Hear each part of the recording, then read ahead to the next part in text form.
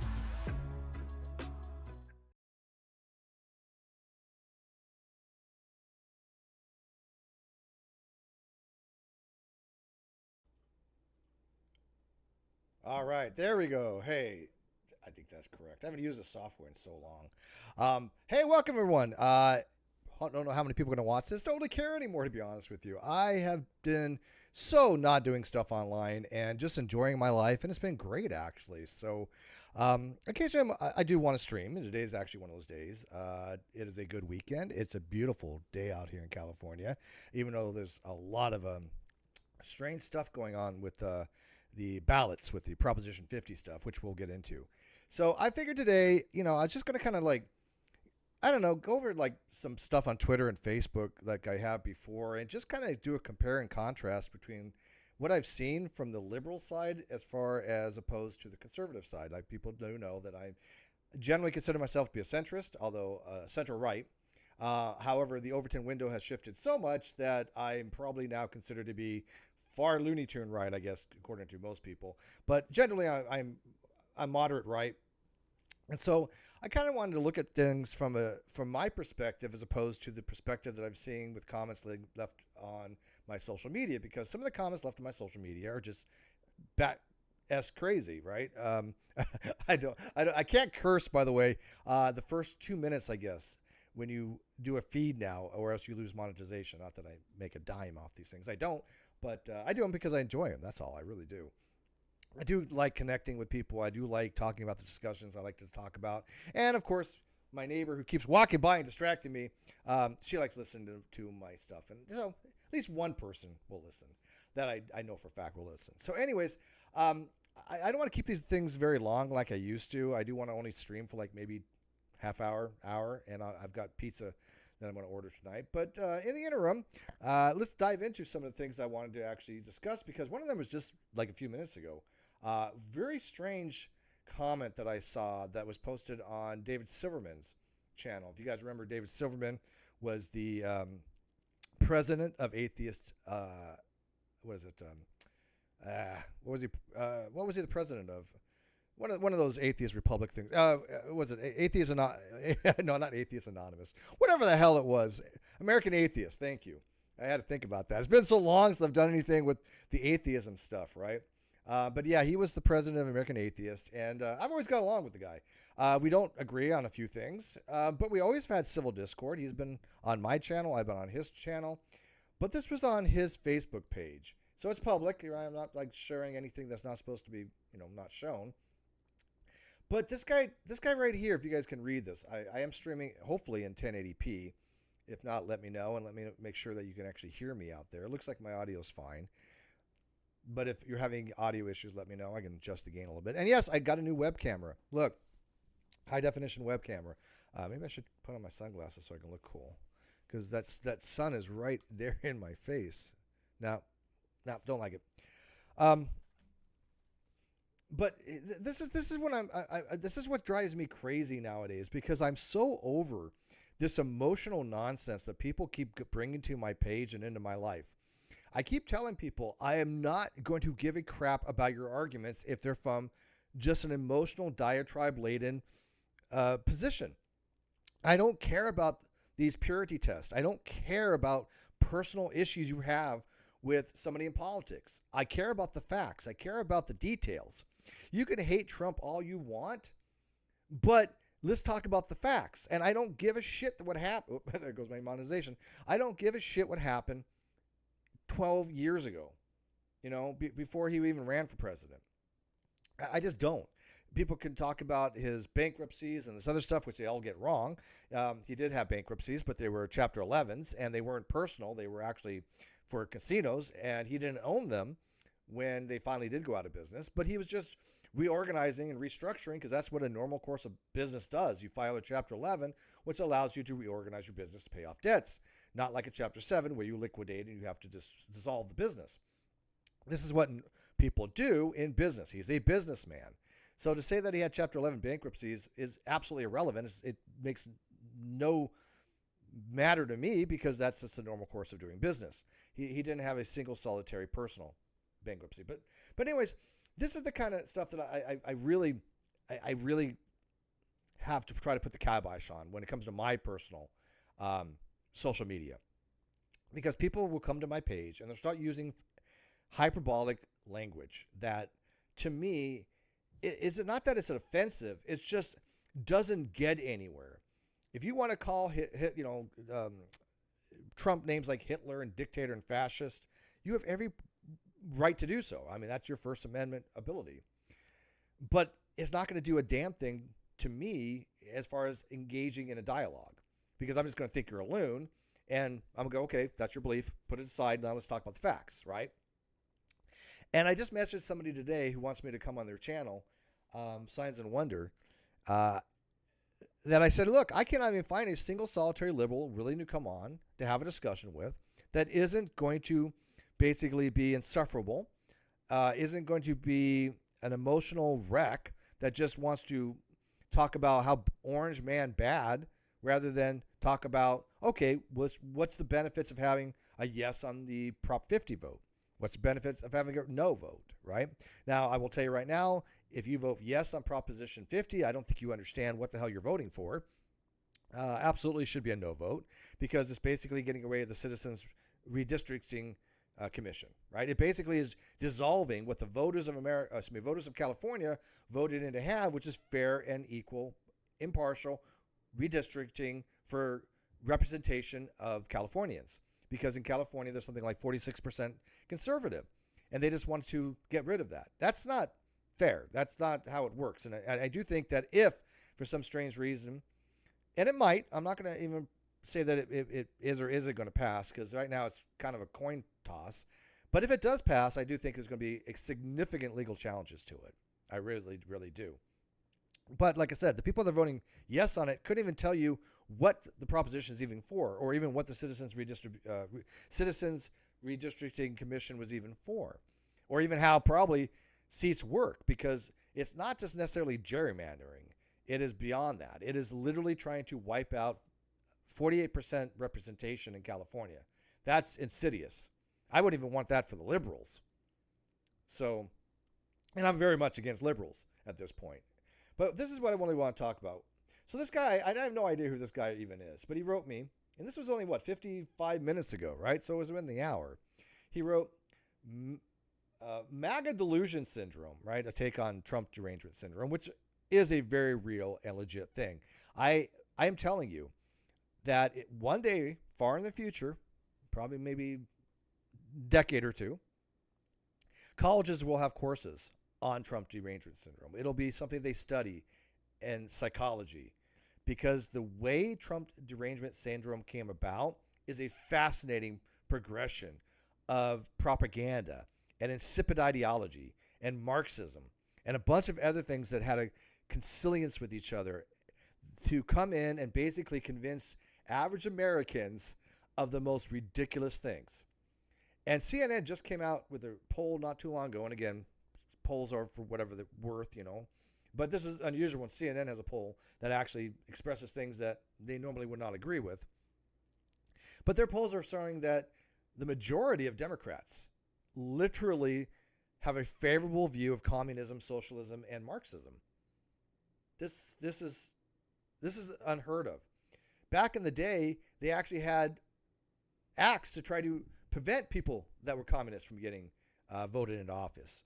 Now there were some legalities with that, but there were, these acts to try to prevent communism from spreading. Because back in the day, communism was a big thing. People were against communism. They were pro-America, right? They were like, God bless America, flag and apple pie and grandma. But now it's, let's have socialism. Let's have Marxism. Let's support everything that America is against. And the Democrats seem to favor everything that myself, as a veteran who served proudly to fight against, has a very different view. They're against capitalism, which, again, America was predicated on capitalism. They're very pro-socialism. They're pro-open borders. They're pro-criminals. They're pro-gang members. They're pro-terrorism. I mean, what is it the Liberal Party even stands for any longer? Because everything I've seen from them is orange man bad.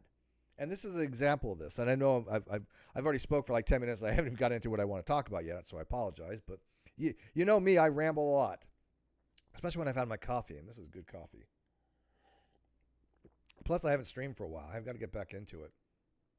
But this guy wrote, MAGA delusion syndrome. Somebody says, can you show the CNN poll, Steve? I'm unfamiliar with it. Yeah, it was just like a couple days ago. The pollster, I don't have it right at my fingertips, but the pollster, the senior pollster, I forget his name, but he was showing that there's a huge trend. I think it was like 44% plus some independents that are more willing to accept socialism, Marxism, communism. So it's a trend that has been quite a few. I think it was a 14-point difference than it was like 10 years ago. But yeah, you can go to CNN and look. I mean, like I said, I'm not making this stuff up. So just go to CNN and look. But that was the latest thing, that there was a substantial increase in the amount of Democrats that find communism, Marxism, and socialism to be favorable. But this guy goes on to say, is a very, very real and even more dangerous. Okay. Why? If you believe Trump is just another Republican, then you are seriously deluding yourself. Well, no, I don't think he's just another Republican. He's the president of the United States. He was voted into office twice by 77 million people.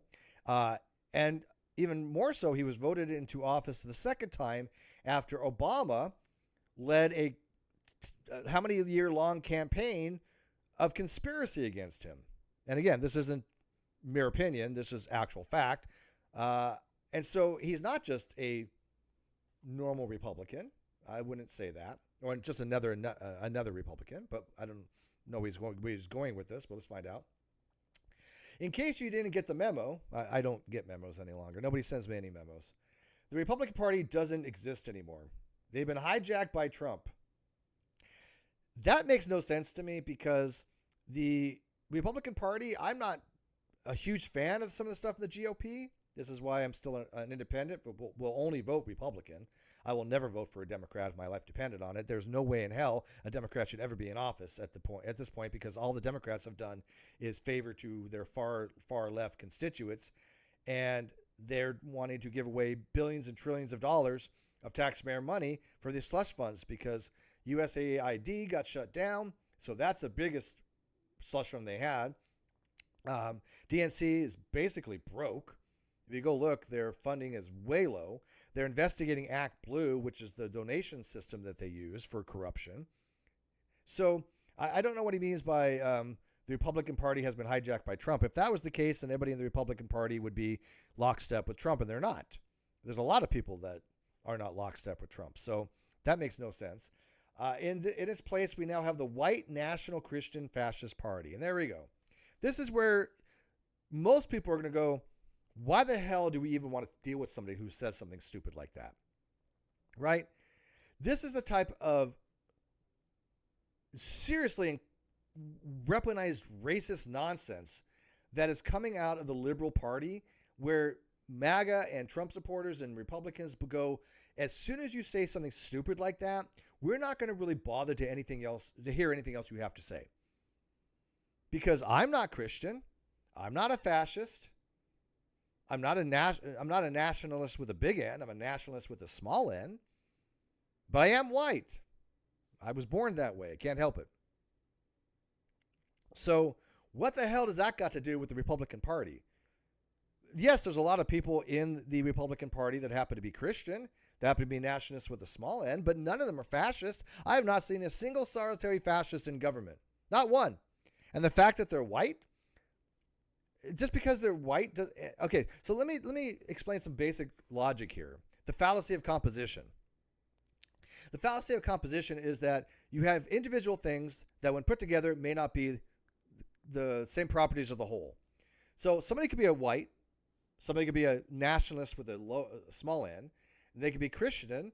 That does not make them a white nationalist, nor does it make them inherently a fascist. Not by any stretch of imagination. So this right there is basically nonsense to me. Because if you think that the Republican Party has been hijacked by white national Christians fascists, you're a part of the problem. You are the problem.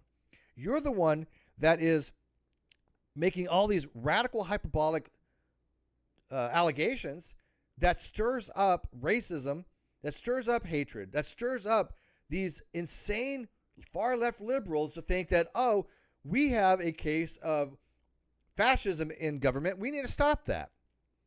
And this is why people are fighting against ICE inappropriately.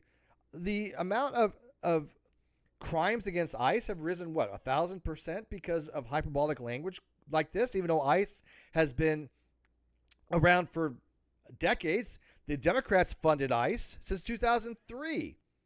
They only stopped being for ICE from 2017 to 2020, which Trump was in office. After that, they were pro-ICE again until 2025, and Trump became president.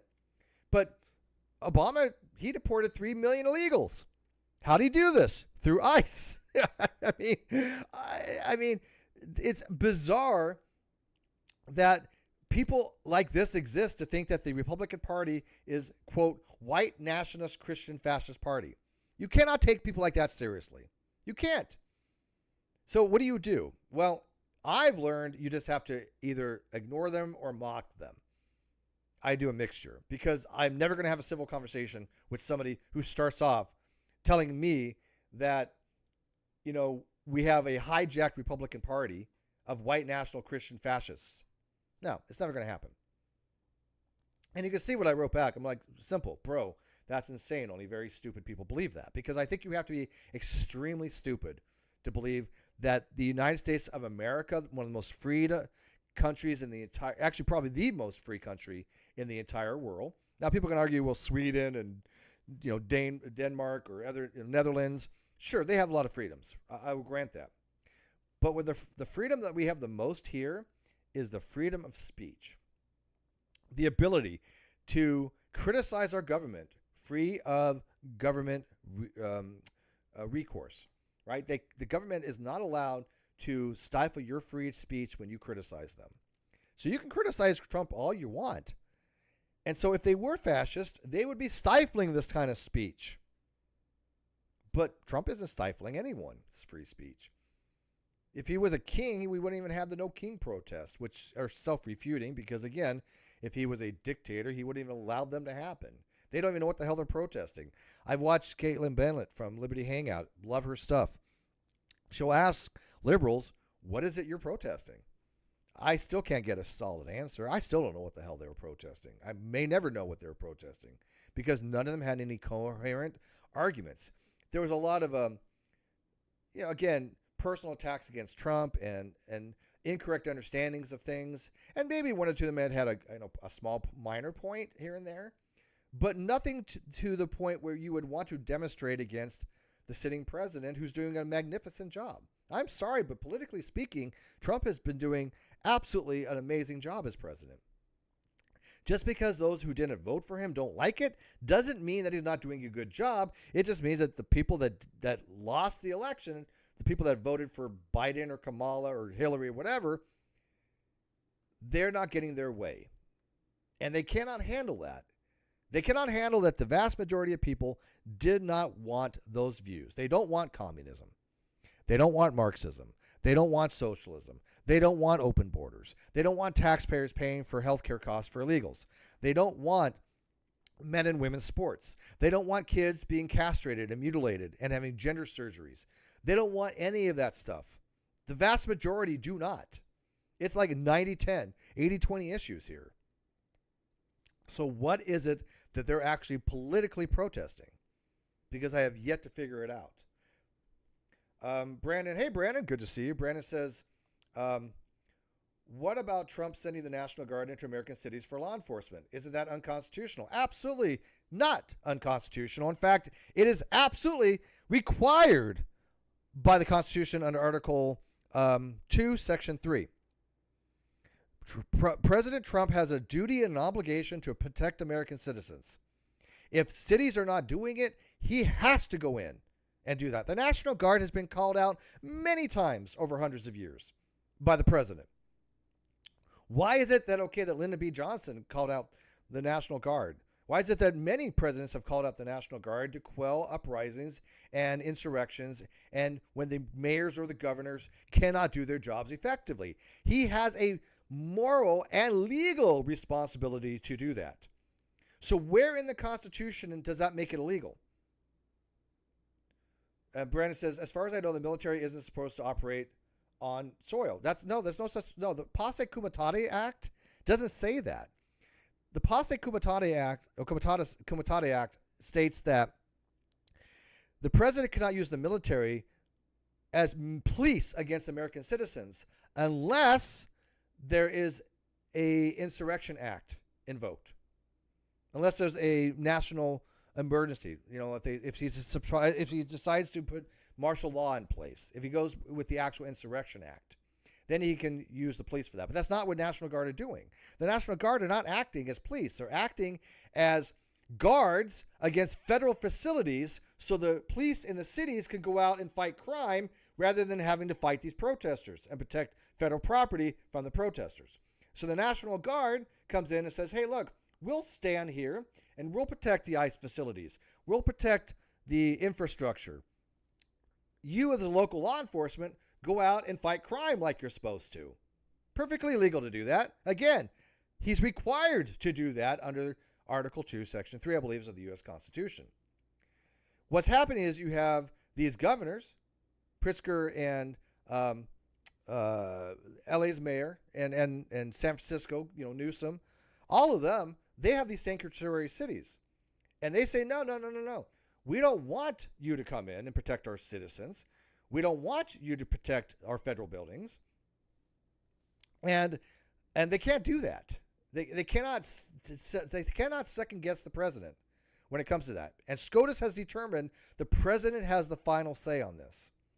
The Supreme Court has determined the president has the final say on this. They don't get to come in and say, look, we don't think that this meets any requirements to pull in the National Guard. That's not their decision. The decision is given to the President of the United States by the people, but because the people voted him in to make that decision. No court can intervene on that. No court can supersede that. That's his decision. He has to do it lawfully, right? But he absolutely can call the National Guard. Brandon says, yeah, so the military isn't made to make arrests unless they're assaulted, unless they are impeded. If you assault a National Guard, they can make an arrest. If you assault a federal building, the National Guard can make arrest. But a National Guard can't see a citizen, do something like a speeding violation and make an arrest. That's not their job. They cannot act as a police, right? But they can protect themselves and they can protect federal buildings. So where is any illegalities with that, Brandon? And by the way, is my audio coming in okay? It looks like it's perfect right now, so I want to stay right here. But Brandon, what makes it unconstitutional? Because your claim, and again, I'm not showing the live chat, so just have to believe me that Brandon is in there. And I've known Brandon for years. What makes it unconstitutional? And by the way, I do have the ability to do a collab camera now. I haven't tried it, but if you want to come in, Brandon, I'll send the collab link to you and we can try to see if it works. Because I haven't tried it. But if you want to let me know, I have a link for it. And you so he says, yeah, that's what I mean. Okay, so we agree it's constitutional. We agree that the president can call the National Guard, just like many other presidents have done before. We agree that the National Guard can make arrests if they're assaulted or if they witness people assaulting federal property. So what is the protest? What's the problem here? There's no problem because Trump and the National Guard are doing exactly what they're supposed to do. Now, it's funny because there are arguments to be had about certain things, which I don't see people making those arguments. But if I was on the other side, I can make much better arguments than they can. But they don't even know what they're even arguing. They have no idea what they're even protesting. Why would you protest crime going down in a city? What in the hell is wrong with the liberal brain that says, hey, look, we have the President of the United States. He wants to come in. He wants to help with crime. He wants to lower murder rates. He wants to lower homicides. He wants to lower rape crimes. He wants to make the cities beautiful. And the ability for people to walk out in the middle of the night and not have to worry about getting stabbed, shot, mugged, raped, carjacked. Why would anybody in the right mind be against that? Because I have yet to have anybody answer that question. Not a single solitary person has answered that question. So when this video is rendered and it's ready to be commented upon, which doesn't usually take very long, I'll happily address your comments in the comment section. If you could tell me what is wrong with the President of the United States under his Article 2 powers of the United States Constitution to come in and clean up crime when the local government fails to do so. And not just fails to do so, they contribute to the crime. They obstruct the police. They order the police not to work with federal law enforcement agencies. Why? Why would you not want police to work with the federal law enforcement agency to make sure that these criminals are taken off the streets and they're tried for their crimes and they're deported if they're not supposed to be here? Why would you not want this? What is it about Newsom and Pritzker and Bass, and all these other mayors and governors that do not want Trump in their cities? What do they all have in common? They're all sanctuary cities. They're all crime-ridden. They all have high homicide rates, carjacking rates. There's corruption in those cities. That is why they don't want Trump coming in, because they don't want that corruption to stop, because that's their power base. How many centuries Democrats have been saying, we are the party of the people. We'll fix the minority problem and give them everything they want, and we will we'll raise up the minorities and be there for them and support them. That was all BS. It wasn't the Democrats that did any of that. It was the Republicans. Fun fact, the KKK started by Democrats. Jim Crow laws, Democrats. Democrats have done nothing to help minorities. DEI does not help minorities. What it does is takes away merit-based and substitutes it with race-based, which is completely and utterly racist. So I would love for somebody to answer those questions. I can never get a liberal to come on to discuss them, so I've tried. But as far as my position is, I'm like, yeah, bring in the National Guard. Yeah. Hi, Paul. How are you today? Paul McVeigh. Yeah, he just waved hi or said hello in the live chat. I'm gonna take it to my Facebook page now because I wanted to talk about this a little bit while the chat catches up. There's a 2-minute delay. But I thought this was interesting too. So this is Eric Swalwell, and this guy is a complete putz. I don't know how anybody can listen to him and not think to themselves that this guy is not corrupt, either corrupt or just stupid or both. He was known, just like Adam Schiff was known, for leaking classified information. Many documents are out there that have named Eric as a known leakster. Now, I don't think he will or will not get indicted on anything. However, Adam Schiff should absolutely be indicted for leaking classified information. Adam Comey should be indicted for leaking classified information. And John Bolton should be, and absolutely will be indicted for leaking classified information. Now, I do have to correct something here. Even have you ever said that once? Have you ever said thank you once? Who's in my live chat? I do owe you a small apology only because I mistyped something. I did write in one of my comments that John Bolton was indicted. I changed it. I meant to say he was being indicted. He hasn't been indicted yet, but they have given the DOJ all the information to indict him, and he absolutely will be indicted. Brennan. I'm sorry. Bolton has already been indicted. Brennan has not been indicted yet, but I do believe very strongly that Brennan is about to be indicted. So I did make a small error on one of my comments, one of my posts, that I said Brennan was being indicted. Was indicted, and he has not been indicted yet. So that was my bad. But John Bolton has been indicted. He's been indicted on 18 counts, isn't it? Is that what it was? 18 counts? And I think that 10 of them, what is it? 16 counts, 18 counts, whatever. There's a lot of counts. There's like 8 counts of mishandling classified material and 8 counts of something else relating to it. But it's just like, dude, he is so screwed. And what Bolton was doing, for those who don't know, he was sending classified information to his AOL email, which is a big freaking no-no, right? Anybody who's had classified information knows you don't send it via personal email. There's only 2 reasons to do that. One, you want to leak something, right? This is why the attorney that was just fired not long ago, for the one that didn't bring charges against Letitia James, she was just recently fired for sending information to her personal email. And the reason why people do that is because they can have a hacker come in. They'll call it a hacker, but basically you can just give them your password. They can come in, they can either hack or use your password, and then take the email and leak it to somebody, right? To the mainstream media, which loves classified leaks, because the mainstream media is absolutely in collusion with the DNC and the Democrats to promote misinformation. And so they'll either, like I say, they'll say that hackers did it, or they'll just give somebody their password and then, kind of covertly leak this information out. And the other reason is to maintain a record off books of some of your things that you want for your memoirs and for your book, which is highly illegal. But that's what John Bolton was doing. He was keeping this records of stuff, sending to his wife and to his daughter, who are now implicated. Do I think they'll be charged? Probably not.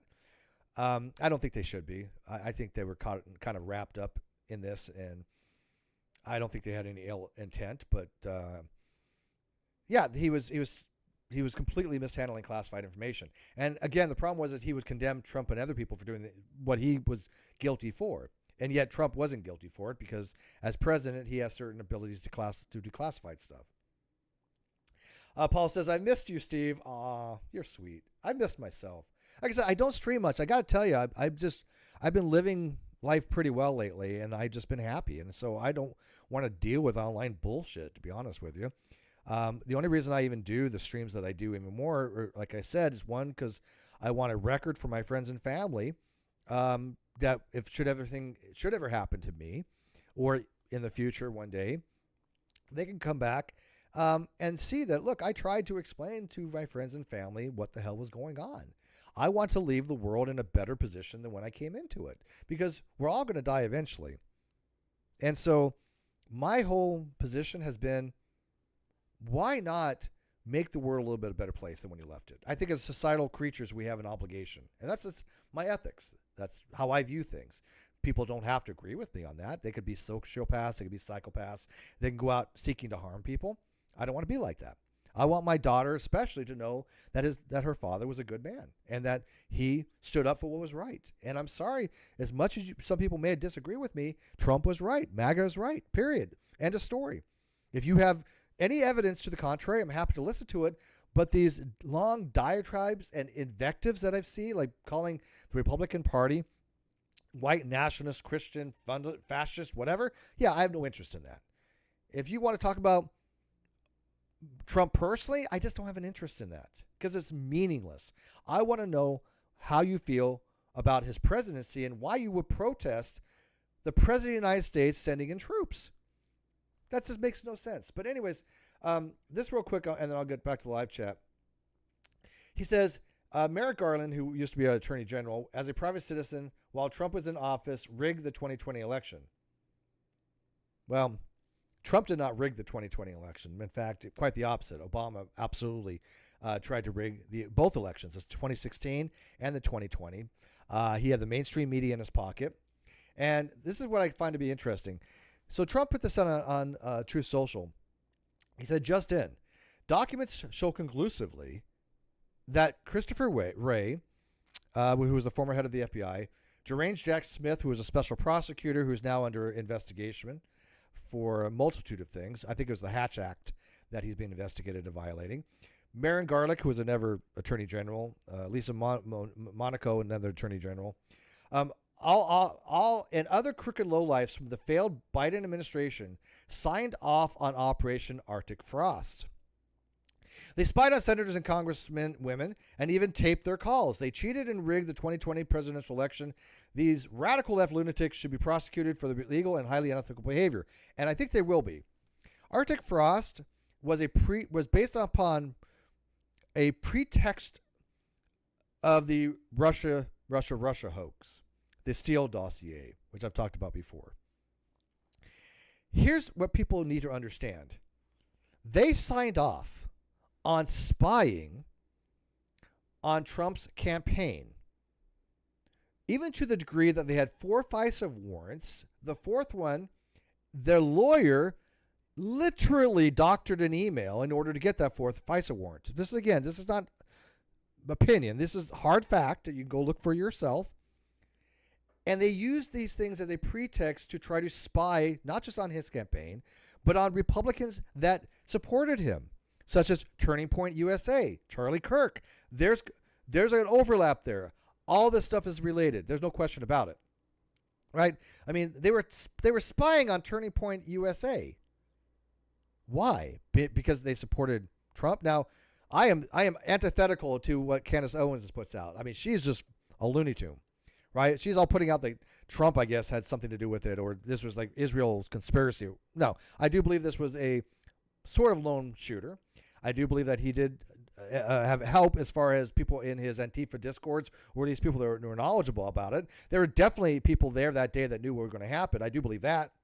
And I do believe that was very, very strongly related to Antifa, Trans-Tifa, and an organization called Armed Queers of something or other. I don't remember the name of the group, but these were terrorist organizations that the shooter had been involved with. But also they spied on U.S. senators, sitting U.S. senators. Now, I've only been able to determine they got the metadata, which is going to be the time of the call, who was called, but not tape the calls themselves. But apparently they actually taped some phone calls as well. But why would they spy on these people? The phones they use, the senators use a very specific system, right? They have a phone that they use in order to talk to each other, to have political discourse that should not be privy to other people. These are internal communications, highly sensitive internal communications that shouldn't be made public. So why would the Biden administration spy on them? The only reason they were because it was for political advantage for Biden and the Democrats, because they used, again, a faked Steele dossier as part of Russiagate to pretext going after anybody who supported Trump. The same reason why Trump supporters got blasted off social media. Trump got blasted off social media. Do you guys remember? Trump's Twitter account was taken down by Twitter. If that wasn't an affront to free speech, then what was? And this was a coordinated effort to silence conservative voices speaking out for what they knew was a criminal conspiracy against Trump and against anybody that supported him. And I do think that you would be able to see indictments on this. Like I said, I definitely know that Jack Smith's being investigated. Merrick Garland, I thought, had to appear before Congress not too long ago, didn't he? I think he was one of the people that were having to testify, because I know a couple people postponed. Hillary Clinton postponed, and Bill Clinton postponed, but they were supposed to testify in front of Congress this month relating to Epstein stuff. And Merrick Garland was supposed to come in as well, relating to some of the things with the Acosta agreement with Epstein. And those were private, so we don't know what happened. I don't even know if Garland did actually testify. But I thought this was interesting because, as people have pointed out on here, not too far down, we have the evidence for what Trump is talking about by Senator Grassley. It's not here somewhere. I thought I saw somebody post it. I'll go find it if not. But yeah, but we have the evidence that supports this. This is not just pie in the sky thinking. Grassley put out the actual evidence the other day showing that they did, in fact, spy on these people. And here you have Newsom right here. Look, this is what I'm saying. This is how the liberal mentality. The man-child in the Oval Office got his feelings hurt, so he's punishing the American people with higher costs. Who believes this shit? Come on. Are you that stupid to believe Newsom? Newsom's not arguing about... this was something else. Okay, but anyways... but still, the point is that he's not. This is about the tariffs and what Canada did. But he's not even arguing about that. He's not defending anything. He's just insulting Trump. That's all he's been doing. Here, I think I was under here where somebody posted Senator Grassley. Here, right here. Yeah. Just received this doc from DOJ. Proof that Biden Attorney General Merrick Garland plus Deputy Attorney General Lisa Monaco plus FBI Director Chris Wray all personally approved opening Arctic Frost. This investigation unleashed unchecked government power at the highest level. My oversight will continue. Yeah, what they did was illegal. People are talking about fascism. How is it not fascist to spy on your political opponent? To spy on sitting senators? If that's not the peak of fascism, what you would expect. But Democrats silence on it. They're absolutely silent on it. Why? We have actual proof of this. We have the documentations that show that they signed off on this. So can somebody tell me how this is not traitorous? This is not treason to spy on your political opponents, to spy on sitting senators? Make it make sense to me. All right, so real quick, John says, Trump is angry and petty with those people who are doing what only the voters wanted them to do, their jobs. I don't even know what the hell you're talking about. I've never seen Trump get angry nor be petty. In fact, I think he probably needs to get angry more. I think Trump is restrained. I think he's mellow. I absolutely agree with everything Trump has been saying about going after these people that violated the oath of office, that weaponized the Department of Justice, that weaponized the FBI. It wasn't Trump weaponizing anything. Trump is wanting to hold people accountable for them weaponizing the DOJ, FBI, CIA, NSA. And the fact that the liberals have been able to try to spin this is insane. It's because CNN and MSNBC has been brainwashing people to believe the most bullshit stuff. It's absolutely mind-blowing to watch in real time people buy into this bullshit that Trump's the bad guy here. I absolutely and categorically denounce these people that refuse to address the topic but will only slander Trump because, again, I don't care about your personal views about the man. Show me the evidence. Why was it okay for them to authorize under Arctic Frost to wiretap or get the metadata for these phones? And by the way, interesting fact, these metadata, the carriers have nothing to do with it. The carriers are not, the data belongs to the state, the government. Everything is isolated. The going to the carrier to get this information is unheard of because the government has a proprietary system that when these senators talk to each other, it's all, internalized. All that metadata is by the state. The government, the carriers shouldn't even be involved with it. But the Arctic Frost investigation knew they couldn't get it internally, so they looked to go get it from the external sources, which was beyond abnormal. That's unheard of. Nobody's done that before. Paul says, I truly believe Trump is in the right. Me too. There's so much evidence that the media is colluding with the Democrats. Oh, it's Operation Mockingbird, which started decades ago with the CIA. That's in full effect, where they've recruited about 400 journalists to try to propagandize people. Absolutely in full effect. Also, the Smith-Month Monetization Act.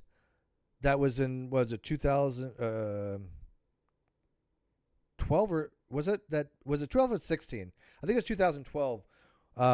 It was Smith-Month Monetization of 2012, I think it was. But that's when Obama changed where the mainstream media can now use foreign propaganda as news sources that allowed them to lie to the American people, to propagandize them. 95% of what you hear on CNN and MSNBC is absolute bullshit. It's Orwellian level bullshit. In fact, 95 to 100% of what they put out is anti-Trump. That's not news. That's not news. If you cannot see that, then you're a fucking idiot. If you cannot see that CNN and MSNBC spin everything to be anti-Trump, regardless of what he does, you're a moron. And again, that's not news. That's propaganda. He also goes on to say, I believe wholeheartedly that Trump is in the right side of history. 100%. We have the evidence. We literally have the evidence for all this stuff. Go look at the ODNI press releases. Go look at the ODNI DIGs. Go look at the Grassley reports. Go look at the Clinton Annex. Go look at the Durham Annex. We have the evidence that proves this. This is not just, there's some evidence. This is indisputable evidence that they're using to go in front of grand juries, 2 of which have already convened. 2 more grand juries will be convened in January of 2026 in southern Florida. Why? Because they raided Mar-a-Lago, which means that was the continuation of the crimes for the conspiracy, which means they could bring the case in southern Florida, which is heavily, heavily conservative, over Washington, D.C., which is heavily, heavily liberal. That's where they screwed up. Had they not raided Mar-a-Lago trying to get those Crossfire hurricane documents, they probably would have gotten away with this because of statute of limitations and other factors. But they screwed up by raiding Mar-a-Lago, which was illegal. It was a continuation of the conspiracy, and it made it possible to bring these cases to grand juries, to bring charges in southern Florida, which again is heavily conservative. John says, Turning Point USA is not trustworthy, nor is Fox, nor is Newsmax. Okay, I don't believe you. What makes them untrustworthy? I mean, what makes them not trustworthy? Now, again, you have to take the news with a grain of salt regardless, whether it be Fox or anybody else. But I don't have an issue with Turning Point USA. I haven't seen them put anything that's untrustworthy. And again, I'm not Christian, so I don't follow their Christian beliefs. But Newsmax I like. I think Newsmax puts out pretty decent stuff. But what is it that makes them not reliable or trustworthy, as you say, John? Who is this? Lenny says, please watch the actual speech of Reagan regarding tariffs. Absolutely. Yeah, go watch it. I did. And what happened was they didn't put in the last 55 seconds of that speech. Did you watch the last 55 seconds? Because Reagan wasn't anti-tariff. In fact, Reagan believed in low tariff. He believed in the Fremont view of economics. Or the Friedman view of economics, which was to have low tariffs, but you have to have reciprocal tariffs. And he only he had tariffs for steel, semiconductors, and other things for infrastructure, critical things for infrastructure and building. But he absolutely had tariffs because, again, he put tariffs, I believe it was in 2003, for semiconductors. And then, again, if I remember correctly, he had tariffs for steel. So, no, Reagan did not say he was against tariffs. What happened was, again, he had a part where he was talking about tariffs being bad, but we need them, and we do use them, and especially for reciprocal tariffs. We have had huge trade deficits because we're allowing other countries to have massive trade tariffs against us, but we didn't apply it to them, right? And again, let me make this very clear because a lot of people don't understand this. The importer pays the tariff, okay? Now, if we put a 30% tariff on China, or actually let's say 100%, the importer, which would be us, the businesses will pay that tariff. The reason we do that is because we don't want people buying from China, and if they do, we're going to make some money off of it. That business then has the ability to pass it on to the consumer. One's called a statutory indices, and the other's called an economic indices. The statutory indices is what the actual tax is. That's paid by the importer. So when somebody says the taxpayer pays the tax, that's false. The importer pays the tax, but they can pass it on to the consumer if they want to, but most people don't do that because they have competition. And that's what a free and fair marketplace is. And if you're going to pay more for buying it from China than you would from buying in America, buy America, right? Because we want to give the jobs to Americans. We want to build up the American economy. We don't want these Chinese ripoffs and these Chinese knockoffs coming in. So yes, reciprocal tariffs are very, very good, and they're bringing in trillions of dollars a year. Lenny says yes, but he did lower tariffs for Canada. Well, again, there's reciprocity there, but now that Canada has done what they've done, we have all the leverage. See, let me explain how this works. The globalists came in and they said, look, we want to have one big love country, one big world. Everybody loves each other, everybody gets along, and they wanted a system where there was wars that were going on that were making people profitable. Wars profitable. I don't think anybody's going to deny that.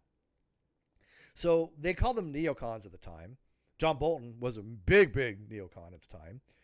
And they may have fabricated intel to get us started in various wars. I'm not going to get into that today because, again, the whole Iran-Contra and the whole Fast and the Furious and all that stuff, I haven't familiarized myself for a very long time, so I'm not going to speak upon those.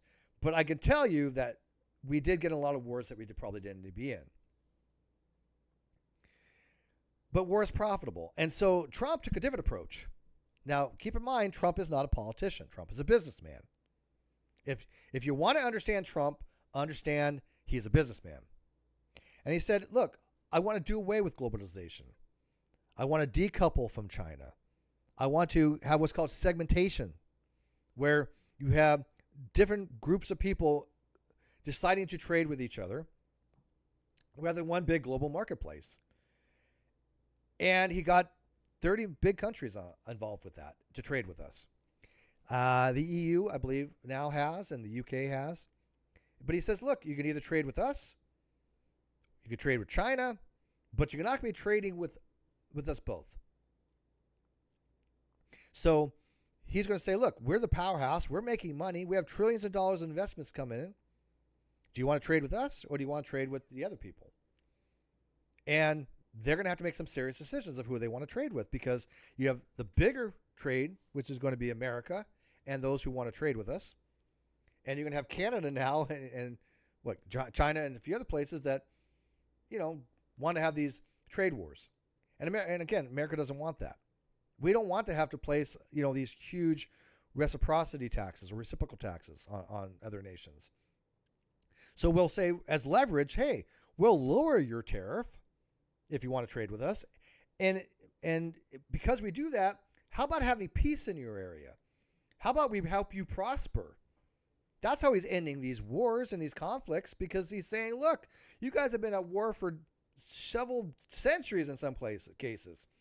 It's time to stop. Let's make everybody wealthy. Let's raise the wealth for everybody, especially Americans. That's part of making America great again, is he wants to restore the middle class. Because the middle class was wiped away. It was just sucked up by the people at the top. That I will agree with the liberals on. Yes, the top make a lot of money. But there's ways of doing it where the wealth is not just at the top. It's distributed a lot more equitably. So even because you guys do agree that even America, our lowest poverty level is still way above the poverty level of many third world countries. I hope you guys agree with that. We have as they say, the richest poor in the world in that regard. Go to a very poor country and you'll see poverty. I've been to them. I've been to countries in Africa where there are basically dead people laying around. You see dead people there. You do. It's mind blowing, the difference between a third world country and what we have in America.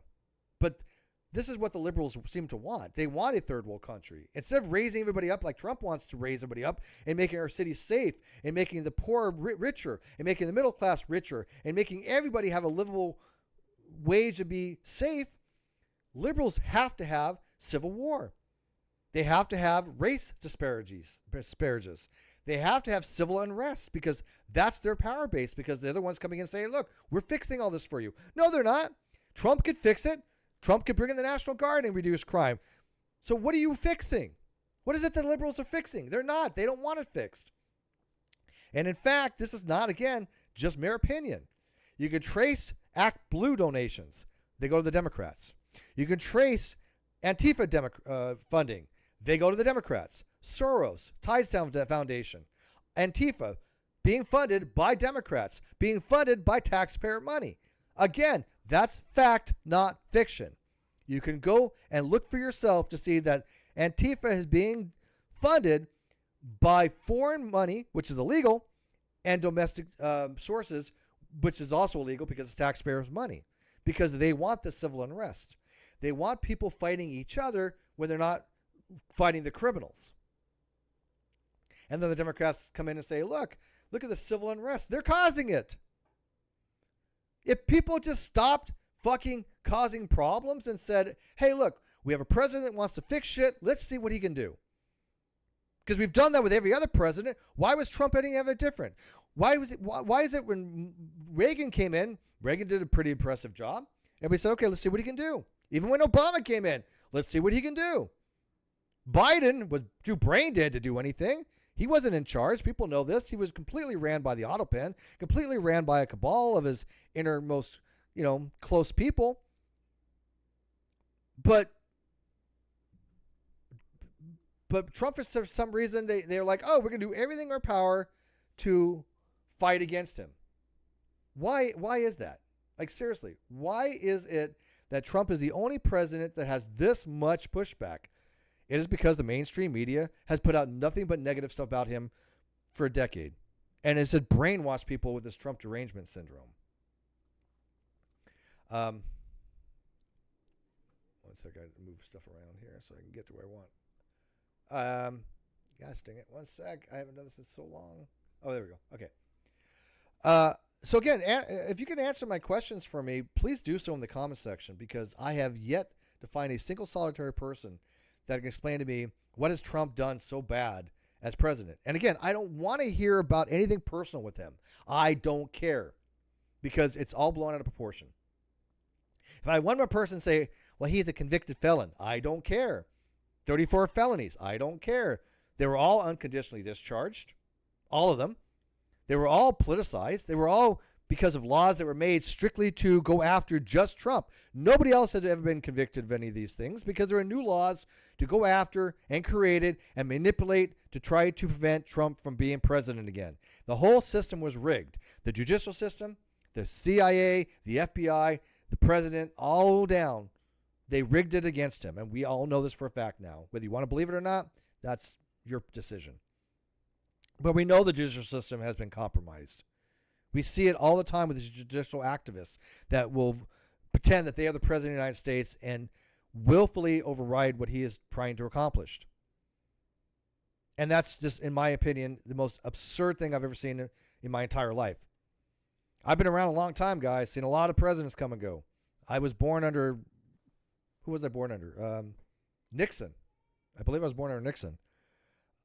So when you tell me that Trump is a dictator, how? When he has all these radical judicial activists telling him he can't do something, and yet when he goes to the appeals court, the appeals most of the time side with Trump, and SCOTUS has every single time, I think. 20 cases so far, I think it was. He sided with Trump. So the liberals will say, well, the SCOTUS is compromised. Okay, you can believe that. But everything I've read in the law supports SCOTUS's rulings. So why can't they just let Trump do what he's got to do to fix the country? What is the worst fucking thing that can happen? We have peace, that we have prosperity, that we have people not going in the street trying to kill each other, that we don't have people terrorizing people as they walk down the street because they have different political opinions, that we don't have federal agents being attacked, that we don't have criminals coming across the border, drugs coming across the border, guns coming across the border. What is it that you fucking want as a liberal other than Marxist, socialist, and communism? Because that's what they want. They're proud of it too. But America was not founded on those principles. America was founded as a constitutional republic. And that's what we have. And 77 million people voted for President Trump to do what he's doing. And if you don't like it, you can disagree all you want. You could vote another president in next time, which is going to be J.D. Vance. But to protest America being wealthy and to protest America being safe, yeah, I think liberals have lost their fucking minds. And they are destroying America. They really are. Because they have been brainwashed by the mainstream media to believe the absolute bullshit I've ever heard in my life. You know, and it's sad. It really is sad. Because this if we would have had Trump, you know, way back when in the 70s and 80s, man, we would have had an amazing country to live in right now. And so I want my daughter, when she grows older, to live in an amazing country. 20, 30, 40, when she's my age, when she's 55. I'll be long gone by then. You know, she's, you know, turns 21 next year. And so was that 30 years from now? 34 years from now? I mean, theoretically, I guess she'll be around, but I don't want to be in my 90s. I'm sorry. No, I don't want to. I don't think I want to be. Maybe 95 is a good age to go, I guess. You know, but again, when I die, I want to know that I contributed to society, because what else is there? If not friends and family, and my friends and my family mean a very more to me than anything else, and so that's why I'm doing these streams. It's not for any other reason. I'm going to probably get maybe 100 views for this video. Maybe, at most. And I'm okay with that, because I'm not doing it for the views. I'm doing it because I, again, want to make sure that I leave something behind. And of course, it lets me vent, and I do get some interaction, and I appreciate it. But for those who do listen, for my friends and family that do listen, thank you. Sincerely, thank you. I want to know your guys' opinions. I do have people that I care about a lot that will listen to these things. One of them I'll be calling tonight. She lives in another state, but she watches these things. And I also have, you know, my neighbor watches. She's going to give me her opinion. My roommate sometimes watches. I get her opinion. And then I do send it to my daughter, and you know, I get her opinions, because, you know, she's not MAGA. No, definitely not. But she does wonder why I believe the things I believe, and I think that her asking me questions on these things is amazing. I want her to ask me questions. And then Paul says, "I'll be here for you." Thank you, Steve. He says, "I'll be here for you, Steve." Thank you, and I appreciate it. Lena says, "If Trump knew that James was innocent of the mortgage fraud, would that change your opinion of him?" Yeah. But why would she be innocent of the mortgage fraud when I read the case and I can see that she was guilty of mortgage fraud? But if Trump knowingly knew that Letitia James did not commit mortgage fraud but tried to frame her, absolutely I'd shit on Trump for it. I mean, it wouldn't change any of the policies, you know, but I would definitely shit on him for it. Hell yeah. I don't want anybody framing people, Trump or otherwise. But we know that Letitia James committed mortgage fraud. We know that she did it over a 40-year period. We know that she had multiple properties, 3 of which she committed fraud on. We know that she put her father down as her husband for mortgage fraud. We know that she had a 4-unit dwelling, or she had a 5-unit dwelling she put down as a 4-unit dwelling. That's illegal. We know that she said that these were investments to Congress. That was a perjury. We all know that her niece lives in them rent free, and that she has like criminalities as well that she's dealing with. Everything Letitia James did on her loans were fraudulent. She's an attorney general. She knows the law. She tried to frame Trump for that stuff. The exact same thing. She tried to frame Trump on it. And here's the difference. Letitia James stated that she was going to take down Trump. She politicized it. She made him a political target. And nobody said shit. Nobody says, wait a minute. Why are you trying to take him down? That's not your job. Your job is to prosecute when you have a case, not to fabricate evidence, not to make up shit, not to target somebody because of a political difference, because you don't want him to become president, because if Trump became president, all this shit becomes public, which it did. You guys would never have heard of Arctic frost, Crossfire Hurricane, Durham Annex, Clinton Annex. You would have heard of none of that if he hadn't become president. They would have covered it all up. You know that's true. And so we know that Letitia James committed mortgage fraud. And if you go to Sam Alton's page, White Collar Fraud, he beautifully and meticulously maps out everything she's done. He's a white collar fraud investigator. And he's done an amazing job at showing step by step how Letitia James did not just one case of mortgage fraud, but multiple cases of mortgage fraud over several decades. She's guilty. She's guilty as sin. And here's a fun fact. I have not seen a single solitary person show me how she's innocent. Nothing exculpatory. We can go over her leases. We can go over her documents. I have them. They're all public. Show me how she didn't commit mortgage fraud. But nobody's done this. No news has done this. What they say is, oh, she's being targeted. Bullshit. Or she's black. What does that got to do with anything? Matter of fact, it's not even working for her very well because she went to she went to her arraignment and she came out and she started talking and most people were booing her. Most people were telling her she's lying. And you could tell she's lying. I have been watching so many videos over the last couple of years on body language and how to read deception because people know Steve derangement syndrome existed before Trump derangement syndrome did. Brandon, you've been around. You know that there was Steve derangement syndrome. It was a thing. I had thousands of videos made about me. Bizarre shit. But I had people that were lying, and I could pick up they were lying, and I could tell people they were lying, and I told people were lying, and people didn't believe me. But I was right. Proven right. And I think that was what happened with Trump. Trump knew these people were lying, and he sought to prove that they were lying.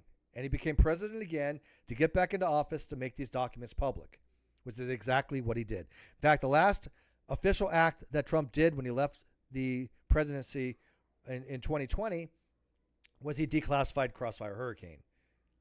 That showed that the Obama administration absolutely and categorically made false intelligence reports to try to say that Trump was that Trump was colluding with Russia when we know that didn't happen.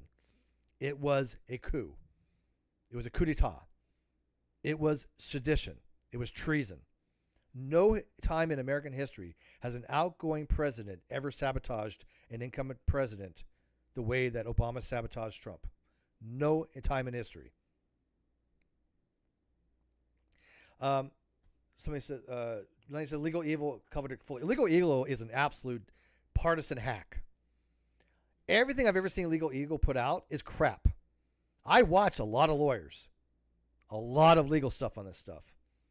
And everything he puts out is antithetical to what the lawyers that I watch put out and what I read in the documents. He cherry picks. He absolutely cherry picks. Did Legal Eagle say that Letitia James didn't commit mortgage fraud? I don't know if I watched that one yet. But everything I have put out, everything I've seen from Legal Eagle is absolute crap. So I wouldn't trust anything that Legal Eagle puts out. He's probably the worst lawyer I've seen on YouTube. If you want some good ones, watch. Let me look up his name here. I'll look. I'll give you some names later, because I don't remember their names. But what was it? God dang it! What's this guy's name? I don't remember his name, but he's definitely one of the better ones. So did he show legal documents to show why she didn't commit fraud? Because I would love to see his view on that. Because absolutely she committed fraud. When you sign that for a principal, okay, so she signed for 2 mortgages, one as a residency in New York and one as a residency somewhere else. You cannot have 2 primary residencies. You can't do it. So, yeah, I don't think I've watched that video yet because, again, I don't watch Legal Eagle any longer because every time I did watch him, it was complete crap. But he might be the only one that even tried. He even, what does it say? He even, I can't see with my context. He even something that only one document is listed as primary residence, all the other ones did not. No, there's been multiple. She falsely, again, she put her father down as her husband for the loan. She also said that it was a 4-unit dwelling. It was a 5-unit dwelling. Did he explain that? What was his argument of why she put it down as a 4-unit dwelling instead of a 5-unit dwelling to get a better loan rate? We know there was 5 units. We can see that there's services for 5 units. They're listed as in the New York, whatever they call it, as 5 units, but the loan document said 4. Why? See, I don't think Legal Eagle went over any of that stuff because I just don't see how you could even argue against it. In fact, if Legal Eagle really wanted to dive into this stuff, he would go to Sam's page and go over white collar fraud and show how he messed up, because Sam is absolutely 100% convinced she broke the law over a period of 40 years. So you have Sam, who's a white collar fraud investigator, and you have Legal Eagle, who's a partisan hack who has Trump derangement syndrome, who cherry picks everything I've ever watched from him. It's crap. Who do you think I'm going to believe? I'm going to believe Sam, and I'm also going to believe the lawyers that have been showing that Letitia James has, in fact, committed fraud. But anyways, it's starting to get real hot here because I turned the AC off, and I'm starting to sweat, if you can see it, plus I'm drinking my coffee. So I'm going to probably call it quits. It's been about 90 minutes, I think, hasn't it? Give or take. So I'm going to wrap it up, guys. I do appreciate you guys watching. I'm going to go get some pizza because I'm really freaking hungry. But leave me comments, and I'll try to get 2 of them. But again, if your comments are just going to be Trump bad man, don't bother. I mean, don't. And if you can start talking about white nationalism, I'm just going to probably block you because I think that's obscene. And I'll leave you with this. So the Democrat who's running for one of the Senate positions, he has a Nazi tattoo. He has a 33 Panzer Division Nazi tattoo, and he got it redone as a heart. But he also said that he's a communist, right? He's like, oh yeah, I got a Nazi tattoo and I'm a communist, but I don't really believe that, and I'm gonna, put it as a heart instead. Now look, I understand that people change positions. I get this. But it's so funny because they thought that Pete Hegseth had a Nazi tattoo when it's actually the Jerusalem cross that he had. A Jerusalem Christian cross that has nothing to do with Nazism. And they're like, oh, look, he has a Nazi tattoo. So Pete Hegseth, right, Secretary of War, they bullshitted and said that he has a Nazi tattoo when he doesn't. And this other guy who does have a Nazi tattoo, they're like, oh, well, it doesn't mean anything. I mean, the hypocrisy is staggering. It's just utterly staggering. So anyways, I'm going to wrap this up. Like I said, liberalism is destroying America. That's my position. If you got a comment, leave it in the comment section. I'm going to try to do this once a week on Fridays and Saturdays. I'm going to try streaming. I still got to get a collab and stream on the Non Sequitur Show channel every so often as well. So if you guys know any liberal or conservative that wants to come in and challenge me on these positions or just talk about them, let me know, because I cannot find a single solitary liberal that wants to go live to talk about this stuff. I've asked. Not one person is willing to do it. And the only ones that I saw that maybe are willing, I'm not going to do it with them because all they have is invective. All they have is severe Trump derangement syndrome. And all they do want to do is bash on Trump. And that's just something that I'm not interested in. So anyways, guys, thanks for watching. We'll see you later. And I am out.